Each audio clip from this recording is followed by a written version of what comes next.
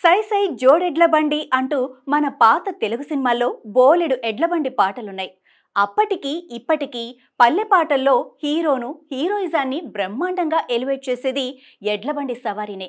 అయితే ఇప్పుడు ఆ ఎడ్లబండి ఏకంగా ఫెరారీ కారును లాగి తనకు సాటి లేదు అనిపించుకుంటోంది.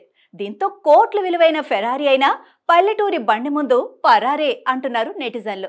ఇక వివరాల్లోకి వెళ్తే ఖరీదైన లగ్జరీ రేస్ కార్ ఫెరారీ ఒకటి బీచ్లోని ఇసుకలో కూరుకుపోయింది. దాన్ని బయటకు తీసేందుకు కొందరు ప్రయత్నించి విఫలమయ్యారు.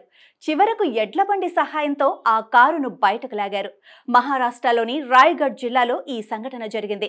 ముంబైకు చెందిన ఇద్దరు వ్యక్తులు ఫెరారీ కార్లో రాయ్గఢ్లోని రేవ్ దండా బీచ్కు చేరుకున్నారు. అయితే ఆ బీచ్లోని ఇసుకలో ఫెరారీ కార్ టైర్లు కూరుకుపోయాయి.